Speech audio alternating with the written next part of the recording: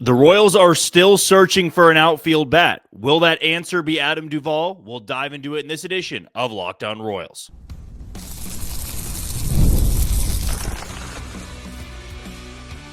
You are Locked On Royals, your daily Kansas City Royals podcast. Part of the Locked On Podcast Network, your team every day. Thank you for tuning in to another edition of Locked On Royals on the Locked On Podcast Network. I'm your host, Jack Johnson, and you can find me on Twitter or X at JohnnyJ_15. And you can also find us on wherever you get your podcast. That can be Spotify, Apple Podcast, Amazon Music, Google Podcast, Odyssey, and YouTube.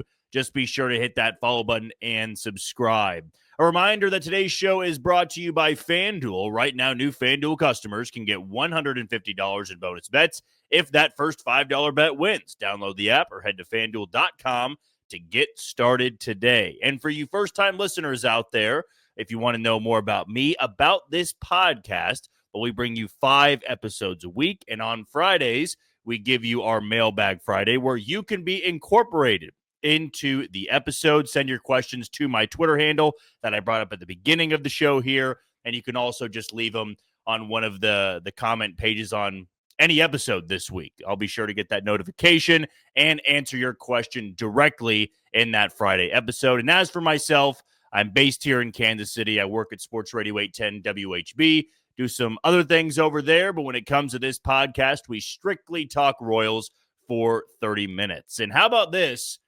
We get some roster talk here to open up the show, and not roster talk in spring training about guys that are battling for positional spots. We're going to be talking about a player the Royals may or may not bring in by the end of spring training. And this report came out yesterday. In fact, it came out while I was recording Monday's episode, so we didn't have the opportunity to really touch on it then. Thought it'd be best just to save it for today's episode. And it was a report from Joel Sherman. And if you follow Joel Sherman on Twitter, he writes for the New York Post. And this was yesterday around, I want to say 6 or 7 p.m., that the Royals had offered outfielder Adam Duvall a $1 million deal. But Duvall has made it clear to all suitors that he will be paid what he believes is a fair price or he'll retire. When I went and read the article a little bit more, which it's not really a full article, it's just a few paragraphs, but Adam Duvall is wanting $3 million, and if he doesn't get the $3 million or something around that, it appears, he will just elect to retire. I have a few thoughts on this, because players are not stupid and agents are not stupid. One way to get leverage, if you feel you're worth that money, is to question every team's desperation, right? We see it at the trade deadline all the time.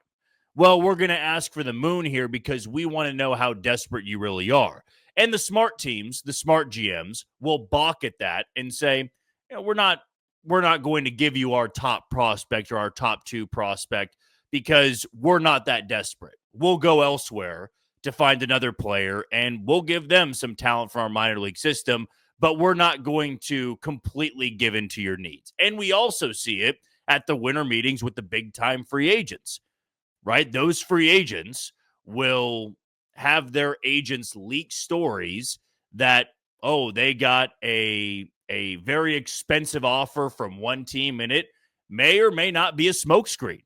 And for the teams they're really talking to, it puts the ball back in their court of, man, maybe we need to up our offer, because let's look at Juan Soto, for example. We knew the Yankees and the Mets were the 2 teams that were talking to him extensively. When you leak a story that some mystery team is offering him $800 million or something like that, you're kind of seeing if the other team will call the bluff and say, well, that's not factual. We know who he's talking to, and it's not some other mystery team.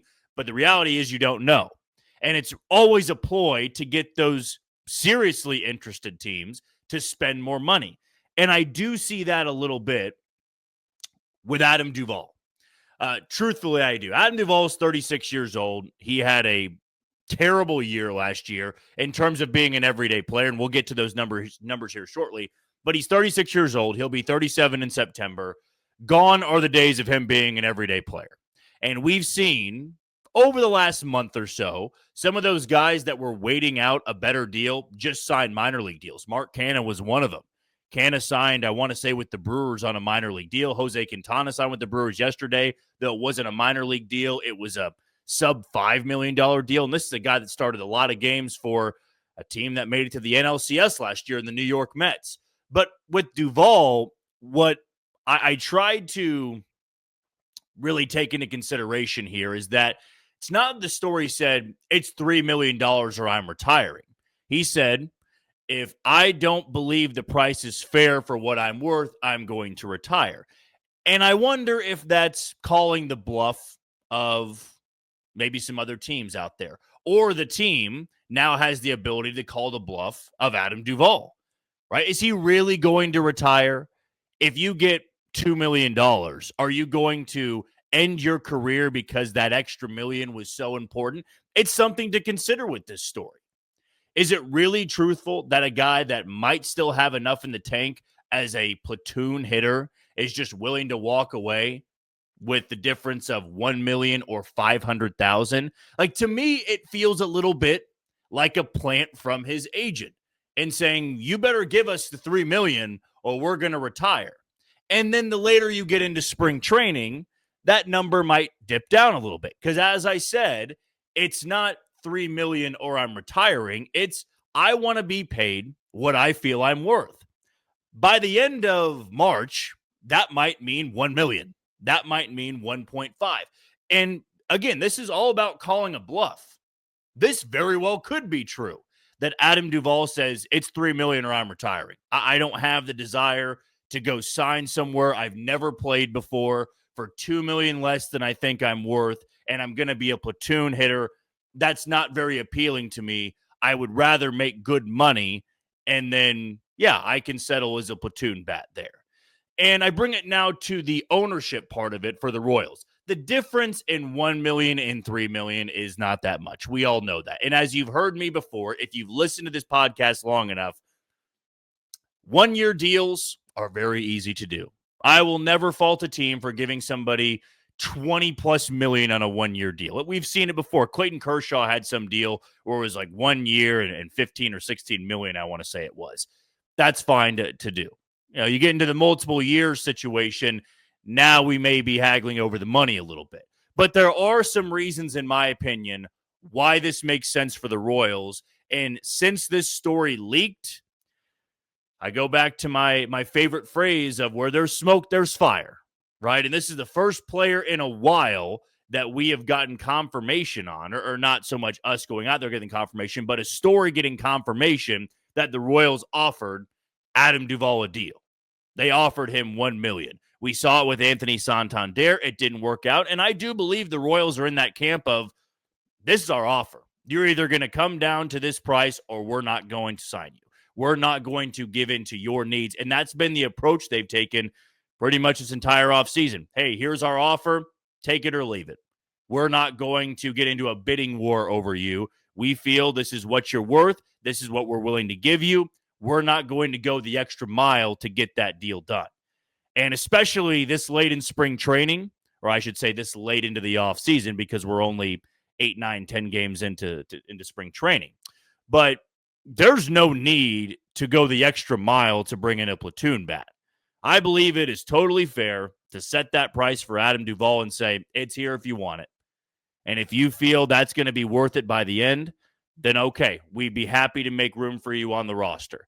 But we're not going up to 3 million. That's the sense I get right now.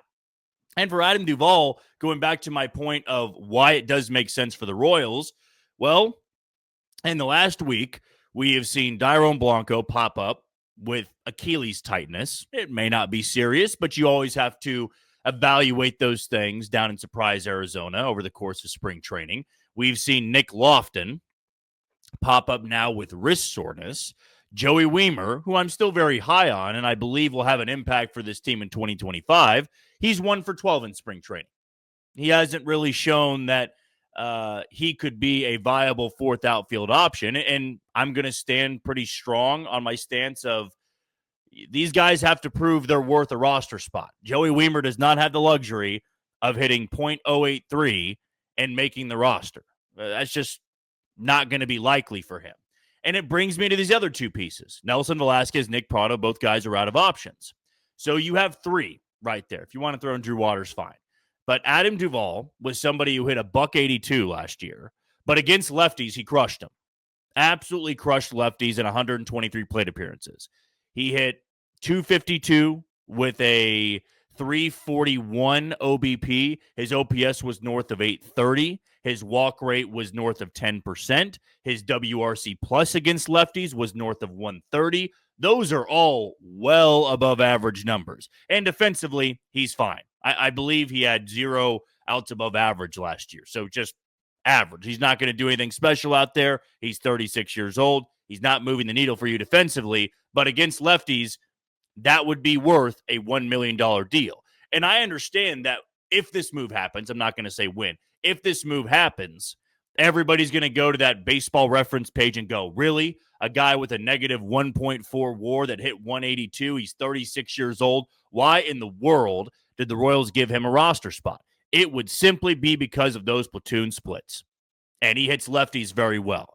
And who's somebody in the outfield that doesn't hit lefties well at all? Well, you have two of them, MJ Melendez and Kyle Isbell. And you're playing either Jonathan India or Michael Massey in left field a handful of times this year. It might benefit you to have a veteran guy who has great platoon splits against lefties that can play left and right field, has a little bit of pop. It might make sense to put him on the 26-man roster. It might make sense to lengthen out your outfield depth a little bit.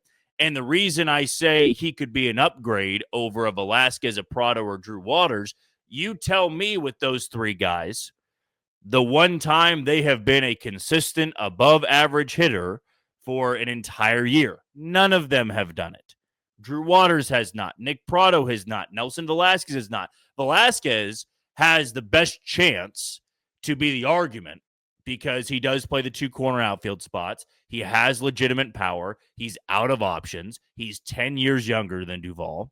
His average against lefties last year was almost identical average-wise or slash line-wise with Duvall, but not as much production. He had a 106 WRC plus. Adam Duvall had a 135 WRC plus against lefties.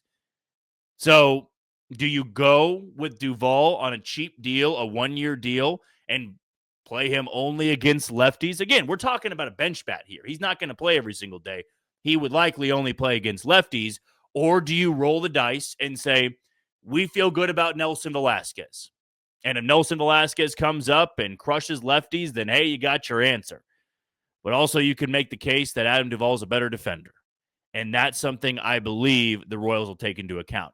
This deal may not happen, but I do find it interesting that at this point in the offseason, the Royals are still searching for a way to strengthen this roster. When I talked to JJ down in Surprise, he said, you always got to be on your toes. You always got to be looking to upgrade, and that very well may be with Adam Duvall coming off the bench. We'll see how that all plays out between him and Kansas City. Okay, we're going to take our first break of the show. When we come back, who are some sleeper teams in the AL that might give the Royals some trouble? We'll talk about it next on Locked On Royals. You are tuned into Locked On Royals and the Locked On Podcast Network. I'm your host, Jack Johnson, and you can find me on Twitter or X at JohnnyJ_15. Our next segment is going to be looking at the American League and some teams that might sneak up on the Royals in the way that the Royals snuck up on a lot of teams last year. But the fun part about this is since the Royals are coming off a playoff appearance, they won 3 games in the postseason, we can now put them into that category of they are a playoff team and one that should expect to get to the postseason. So who will be some of those sleeper teams that pop up on you? And it's tough because the American League does have a lot of good teams that you can technically define as sleeper, but they might not come across that way to everybody out there. When I look at the American League Central, there are some sleepers, but would you call Minnesota a sleeper? Like, we all know the Minnesota Twins being a betting favorite to win the division and somebody that has had a lot of success in winning the division over the last 5 years or getting to the postseason. Would you really call them a sleeper? I don't know if you could call them a sleeper, but coming off a year in which they missed the postseason, you can say, oh, the health was a factor. If they are healthy, they could be that sleeper team in the AL, but I'm not going to use that. And Detroit has been called my sleeper team for a while, but they made the postseason last year. The Guardians won north of 90 games. They can't be a sleeper. So really, nobody in the American League Central, because of the teams they put in the postseason last year, can be defined as a sleeper, at least in my opinion. If you disagree with me, feel free to leave a comment in the YouTube page below. So we'll jump over here to the American League East, the best division in the American League. I don't believe it is close at all. I mean, the Central sent a lot of teams to the postseason. In my opinion, that was because the White Sox were so bad, and those teams got to beat up on them and send those three teams to the postseason. If the White Sox were in the AL East, they might have sent 4 teams to the postseason because of how bad Chicago was. But when I look at the American League East, the Yankees are the top dog. And even though they lose Juan Soto, and I believe they're going to take a step back, they need to be considered the top dog. They are the alpha of the American League. They are the reigning champs. They still have the MVP. They've got an elite rotation. Well, maybe not so much now because Luis Gil is going to be missing a chunk of the season. So you go out there and get Max Fried. If Garrett Cole stays healthy, that's a terrific 1-2 punch. And they've got some young guys that can help out. You pair that with Carlos Rodon. I like their rotation. Their bullpen got strengthened as well with Devin Williams. But the Yankees are the alpha. They're not a sleeper at all. Baltimore can't be a sleeper. They've got a young core in place. They haven't lived up to the expectation yet, but I'm not calling them a sleeper. Is it fair to say that Boston is, or because Boston went out there and got Alex Bregman, they can't be considered a sleeper? And because of the name alone, the brand, that Boston is a multiple-time World Series champion, most recently won it in 2018. Last year, they were fighting with the Royals for that wild card spot. Now they got some guys in place. Now they've got a lineup in place. They've got a good rotation. Lucas Giolito is going to be back. He missed all of last season. The Red Sox are going to be really good.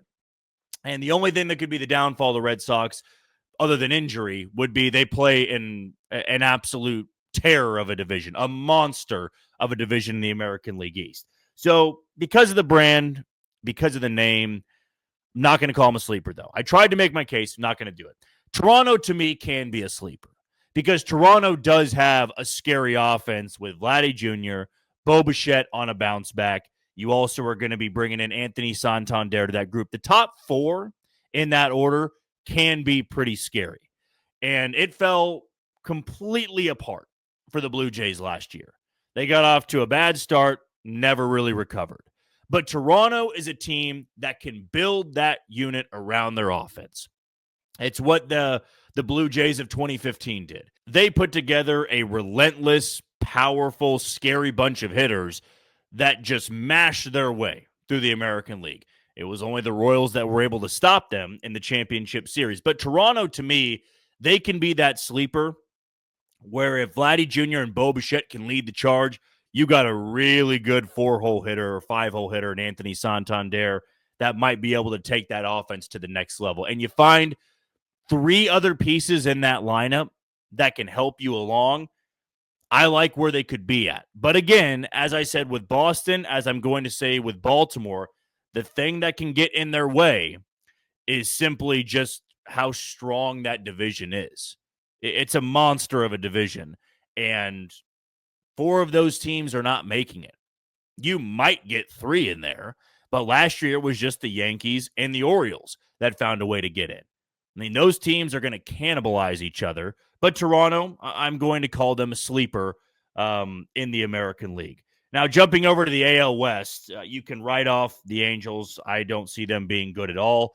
Seattle, I want to believe in, but it always feels like fool's gold to me. They've got an elite rotation. They've got the best rotation in the American League. They've got one of the best ballparks to pitch in, but offensively, they haven't done anything. And you can hope that Julio Rodriguez bounces back and Cal Raleigh can have another great season behind the plate. But it is a team that thrives on pitching, and they thrive on winning games that have less than 5 total runs combined. They thrive on those 2-1 games, those 3-1 games, those 2-0 games. You get into a shootout, Seattle doesn't have the offense to keep up.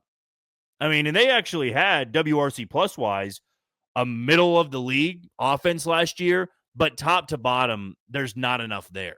And that's why I believe Seattle can get off to a good start, but they can't maintain it in the same way they couldn't last year.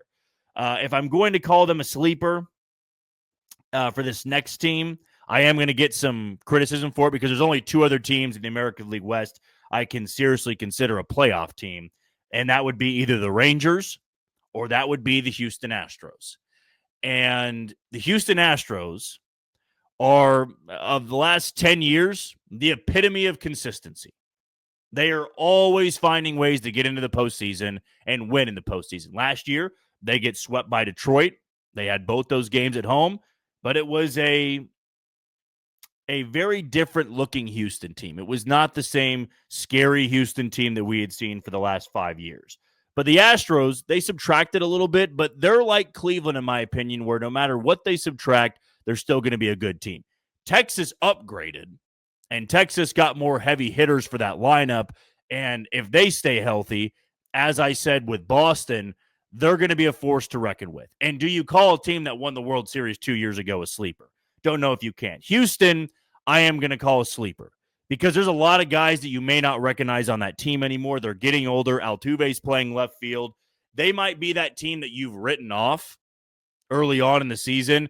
And like last year, they're going to be able to storm back because they've got that winning pedigree. It pains me to say it. I don't like the Houston Astros, but you can respect their level of consistency. And they did deal with a lot of injuries last year. They still have a very good rotation. They're going to have a fine bullpen, and they're going to build that offense around Alvarez, and they're going to build that offense around Altuve.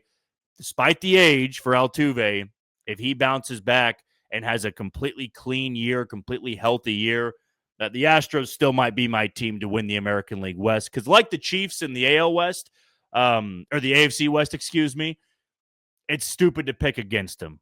And even though the Rangers upgraded and Seattle's got an elite rotation, it's tough to pick against a team that always finds a way to get it done. So if I can't pick the Rangers for what they did this offseason as a sleeper and how much money they put into that team, I will call the Astros a sleeper because part of my description of this segment was teams that will give the Royals fits.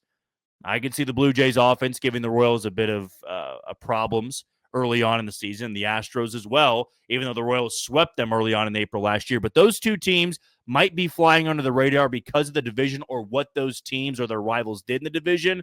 But I still believe they're going to be a pretty good team at the beginning part of the season. And if they're lucky enough to stay healthy, they still might be a good team by the end of 2025. Okay, we're going to take our final break. When we come back, want to dive into Noah Cameron's velocity dip in yesterday's game. Should we be concerned, or should we just talk about sending him to the minor leagues and why it might be the best thing for him? We'll talk about it next on Locked On Royals. You are tuned into Locked On Royals and the Locked On Podcast Network. I'm your host, Jack Johnson, and you can find me on Twitter or X at JohnnyJ_15.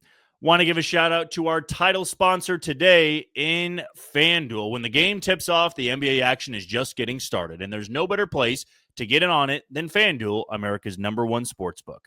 With FanDuel, you can place live bets throughout the game, so even if you miss the opening tip-off or want to bet on a fourth quarter comeback, you can stay in the action. And if you're looking for a bigger payout, you can even combine your live bets into the same game parlay. Right now, new FanDuel customers can get $150 in bonus bets if your first $5 bet wins. Just visit FanDuel.com to join today. That's FanDuel.com for your shot at $150 in bonus bets. Make every moment more with FanDuel, the official sports betting partner of the NBA. And for my pick, I'm going to stay in the NBA. After a ridiculous performance last week, I'm going to take the over on 3-pointers for Steph Curry and their game tonight against the New York Knicks. Always feel pretty confident in a bet involving Steph Curry.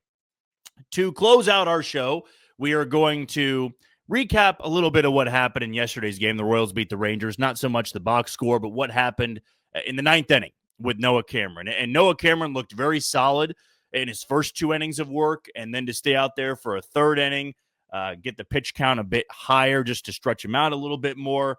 We saw the velo dip a little bit, and it was brought to my attention on Twitter. I was following the game off and on, more so in the later innings. I wasn't paying as close attention to it, but once all the starters were pulled from the game, I feel it's what everybody does, unless somebody you're really trying to watch or excited to see gets subbed into the game in the 6th or 7th inning. And Noah Cameron was one of those guys. I wanted to follow along on StatCast, and it was obvious that the velo was down a tick or two in this game. Not sure if it was spring training. Hey, you're going for a third inning for the first time in spring. That was maybe a test from the Royals coaching staff to see where you were at.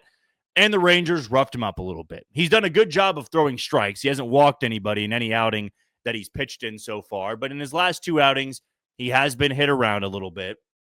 It's not that I still haven't been impressed, but maybe it is a good sign for the Royals that you don't need to rush him. And as I've said with multiple guys fighting for a bull spot, fighting for a rotation spot, fighting for a bench spot, the only thing the coaching staff has to go off of is your spring training numbers. You could have a great offseason. Your conditioning could be great. But when you are battling for a spot, you need to have good numbers, right? Daniel Lynch is having really good numbers to grab one of those bullpen spots. Noah Cameron, when you just look at the surface level numbers, it's not good enough to get you a spot, especially since you didn't spend that much time in AAA last year. So it might be a blessing in disguise where the Royals go, we like what you did. We like what we've seen, but we still want to tune some things up in AAA. And there is no open spot in the rotation in Kansas City. As long as everybody makes it out of camp healthy, I've said the same five for about 2 months now. And Cole Reagans, Seth Lugo, Michael Wacha, Michael Lorenzen, and Chris Bubich. It would be a bullpen spot that Noah Cameron would be grabbing. And I don't know if that is maximizing his value, right? I feel that sending him down to AAA Omaha, keeping him stretched out as a starter is the best case scenario because you don't know what's going to happen with Chris Bubich. You don't know what's going to happen with Michael Lorenzen. You want to make sure that you have a couple of guys that can be stretched out to start if somebody goes down or if somebody is struggling and you need to move them to the bullpen. I need to see that Alec Marsh and Noah Cameron are stretched out. And as for this velo dip, what's funny about it is we might have all fallen for the 95, 96 he was throwing in the first outing.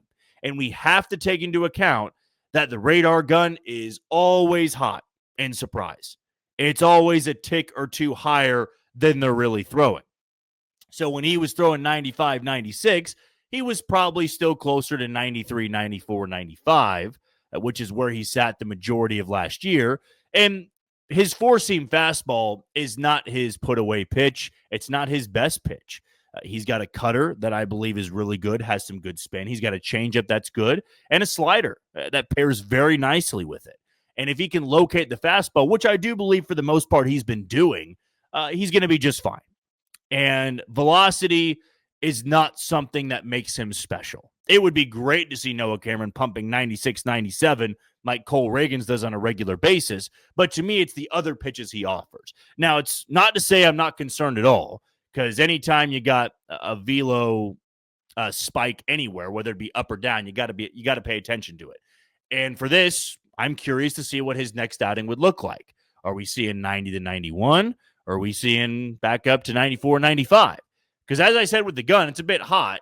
But still, when you're playing the numbers there, if he was throwing 95, 96 in the first day, and he's throwing 93, 94 today, or 92 to 93, well, that 92 to 93 might be closer to 90 to 91. So those are all factors that I had to take into account and what everybody's going to be taking into account when watching him. But the good news is it's not the same as if Cole Reagans was out there throwing 90. You would know something's up. If Seth Lugo's throwing 89, 90, you're not overly concerned because he sits about 91, 92 with his four seam.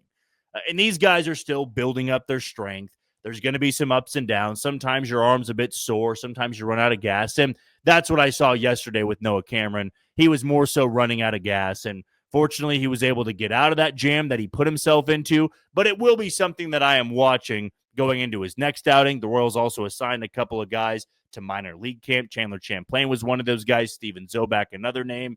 Beck Way was another name as well they sent down there. And those are going to be some moves that we see over the next few weeks. And Noah Cameron, probably toward the end of camp, will be that name that ends up on the list of being reassigned to minor league camp. But again, we'll see what his velo looks like the next time out. The Royals don't play today. They'll be back tomorrow and taking on the Seattle Mariners. Well, that's going to do it for another edition of Locked On Royals and the Locked On Podcast Network. I've been your host, Jack Johnson.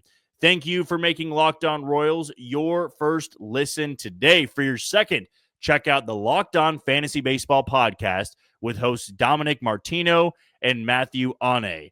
MLB fantasy draft season is here. Be the most informed fan and set yourself up for a league win. Find Locked On Podcasts on YouTube or wherever you listen to your podcast. Tomorrow, we'll probably have more of a breakdown of what I said I was going to talk about today prior to the Adam Duvall news, which is some roster moves I believe are changing, in my opinion. More so, which guy grabs that last spot in the bullpen, which guy grabs that last spot on the bench. And we'll talk about that tomorrow. But until then, you take it easy, Kansas City.